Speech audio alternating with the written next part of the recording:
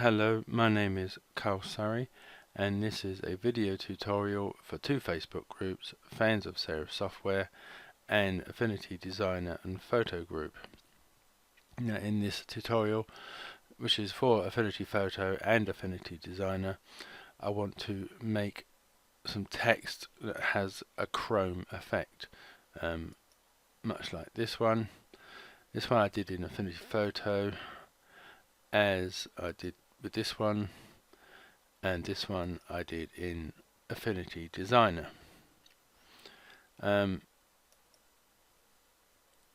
this sort of came about from a Photoshop tutorial, which was in Photoshop Cafe, so making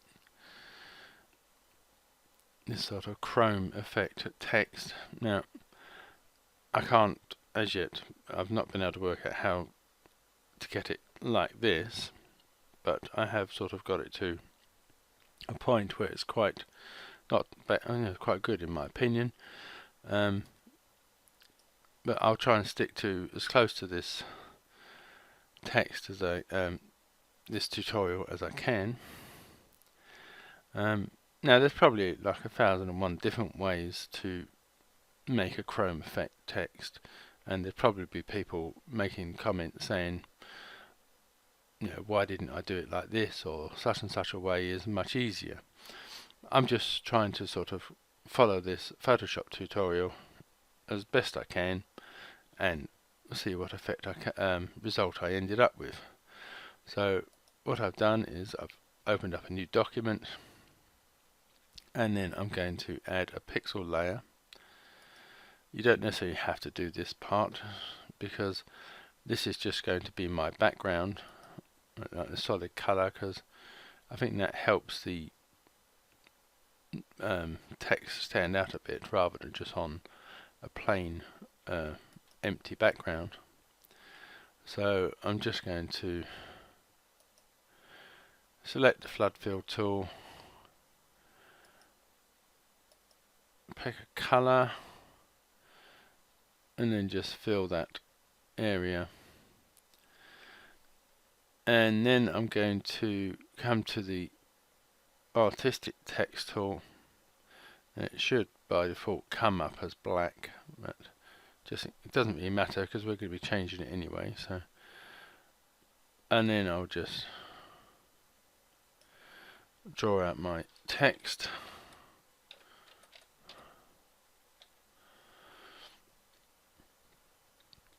Right, now at the moment it's a bit big, but it's not a major problem because I'm going to be changing the text anyway, so the font. So I'm just going to click and highlight all of that font there, and then I'm going to select a new font. Now this will probably work best with a thicker, bigger font rather than sort of a skinny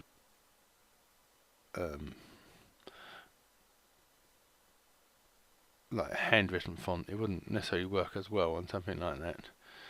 So I'm just gonna pick one at random. Let's have a look.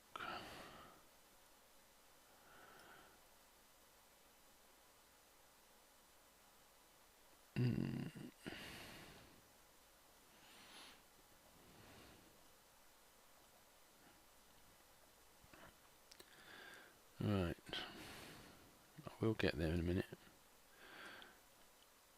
Oh, let's try Rockwell Nova. Right, let me just resize this.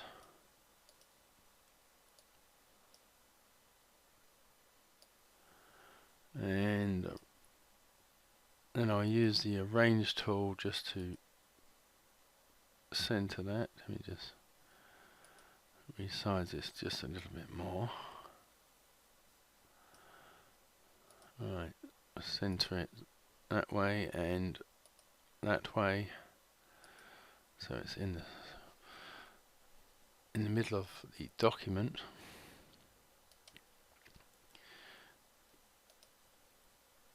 Right, and what I will do now, just for make it easier to see what is going to happen here, I'm going to hide the background text solid, because I don't really need that till the end. I don't want it to be distracted by the colors while I'm looking at the effect that I want to make onto the text. So making sure that the text layer is highlighted still, I'm going to come to the gradient tool, and I'm going to come to just slightly above the height of the text, hold down the shift key and draw down to just under the text. Now I'm going to change the color of both ends of this gradient. I'm going to have darker grey at the top, lighter grey at the bottom. At the moment this grey is set on 77 to 77. I will hold down the shift key, and if I move one of them, all three of them should move at the same pace, and I'm going to move it up to 190. Then click on the top node to make that the color we're changing, which is currently on black. So again, I'm going to hold down the shift key, move all three of them at the same pace to 58. We go 58. So I now have this darker grey coming to the lighter grey. We just come off the gradient tool, and then I'm going to come up to filters, colors, and then down to emboss. Now I'm going to move the radius up to 33. I'll type this in, it's easier, and the amount up to 270. Now you can change the angle of the effect, but I'm going to leave mine on 0, pointing straight off to the right, and then just click apply. Then I'm going to add some effects. Now you've got the FX button here. If you click on that, it opens up the layers effect, and the first thing I want to do is add some 3D effects. So I'm going to put a tick next to the word 3D, but you then also have to highlight the 3D. You can just click just to the right of the name to bring up the adjustments for that particular effect. So for this I'm going to make the radius 85 and the soften 14.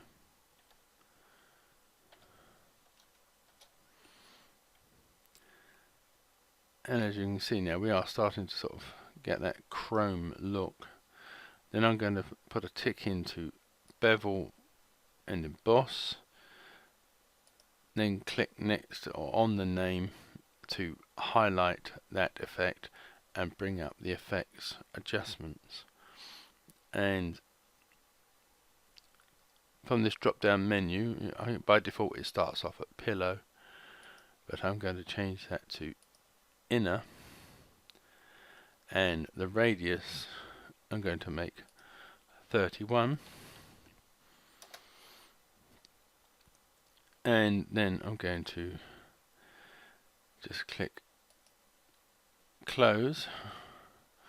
So at this point you could stop here and have that sort of chrome effect as it stands at the moment, or we can sort of push on and try the next thing from this tutorial.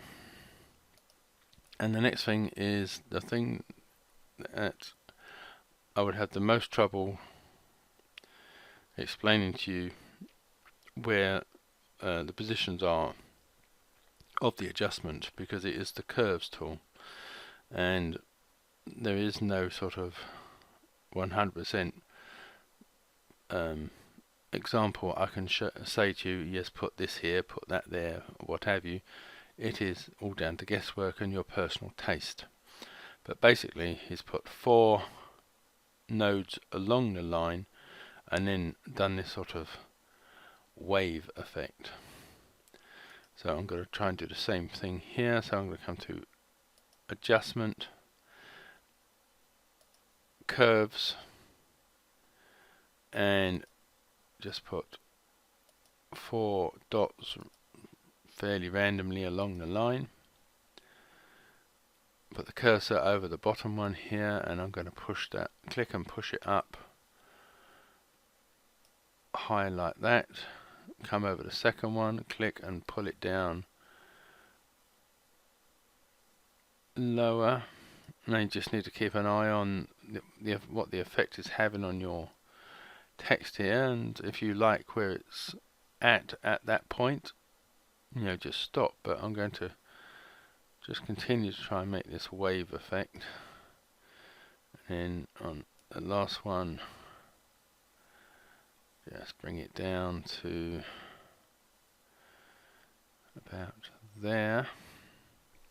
Now I have found if you merge, it will alter how this looks quite considerably, but if you leave it as a layer, when you bring back the background, it will affect the background as well. So although that looks quite good there, I am going to merge this in, and as you can see it does look quite different, but it does mean that when I bring back the background, that background is not being affected. So I will leave that one as it is. What I will do is just double click on the FX icon that's on this layer, and I'll come to just show you that if you've got the color overlay, if I put a tick into that and then click and highlight the name, at the moment that is set to black. But if you click on the black square or the color square, you can then just tint this however you want. So if you want to make it more steely color, you can maybe add a hint of blue in there, or if you want to make it a bit more golden, you could add a hint of yellow. I quite like this sort of subtle blue effect, so I'll just close on that, and that would be this particular version of the chrome effect finished. Now the gentleman in this video, he did then add a second curve effect, which wasn't quite pronounced. You could do the same thing, but personally I think it's quite adequate where it is, because depending on where you set the first curves effect, it will be different each time you do it. So you could make all sorts of different effects even on the same page, depending on how you adapt it to the particular text that you are working with. So that is that in Affinity Photo. Just going to do a quick version of the same thing in Affinity Designer. So I have a new document here, and I'm going to add a pixel layer, and I'm going to fill this with a solid, and it will, by default it will make it white, but let's go with a green. I haven't done a green yet. Let's Got a quite fluorescent green. A bit too fluorescent, that'll do. And then down to the text tool.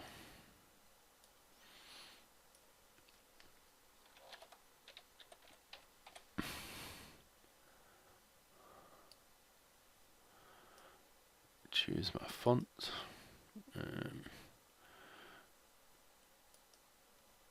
Swash.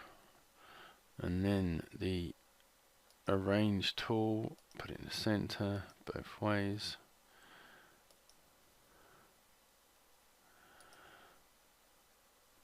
Right, so there we have my text ready and waiting. Now, first thing I want to do now is to add the gradient. So again, I'll select the flood fill, but this time I will select linear, and then I will just click and move these so they're facing downwards. If it hasn't done like mine did automatically, you would probably just have to draw the line downwards. So then it's just a case of changing the colours. So again, I'll just hold down the shift key and move this up to 190. You don't necessarily have to use the numbers I'll make it 191, I can't be bothered to move it around just for 1 pixel. And then this is up to 58, so you don't necessarily have to use my settings. If you want a darker or lighter grey, it doesn't really matter. So I've got this one's 56 and whatever the other one was, I've forgotten already. 191. Right, now in the Photoshop tutorial I added an emboss filter. Now there are no filters in Affinity Designer that I've seen, unless it's in the pixel persona. Bum, bum, bum, bum, bum. No, I don't think so. So I'll come back to the draw persona. So I can't do the embossed part of the tutorial in Affinity Designer, but I can still add the FX. So I'll click on the FX icon, come to 3D, click, put a tick in there, and then click on the name to highlight, and then it's going to be 85 in radius, 14 in the soften, come to the bevel, put a tick in it, highlight the name, go for inner, and 31 or thereabouts, 31.2, that's close enough. And again, I could go for the color overlay option, but I will leave this one as it is.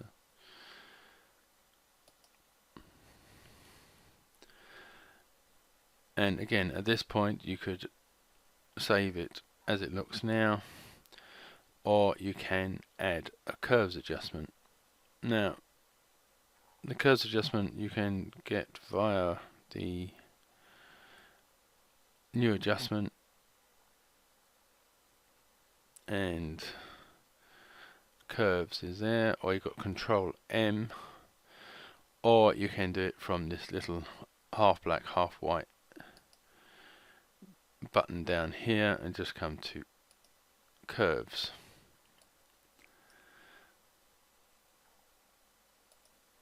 So like before, I'm just going to add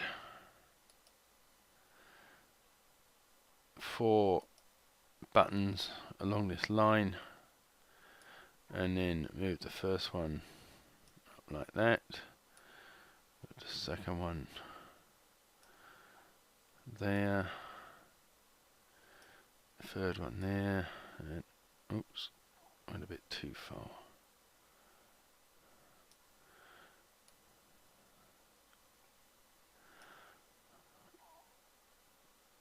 Right.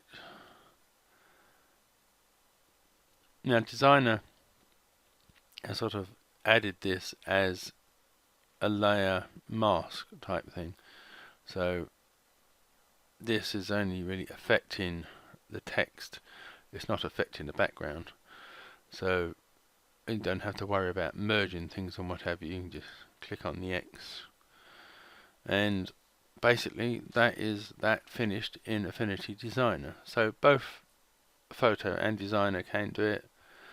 They're pretty much the same, but there are slight variations, mainly in the fact that Designer doesn't have the Emboss filter, and it adds the curves as a layer mask rather than sort of an adjustment layer. But the end results are fairly similar. It is the curves adjustment which is what the variation comes into play. So how far you want to push the curves adjustment will depend, have a major effect on how your chrome effect looks. So that is the end of the tutorial.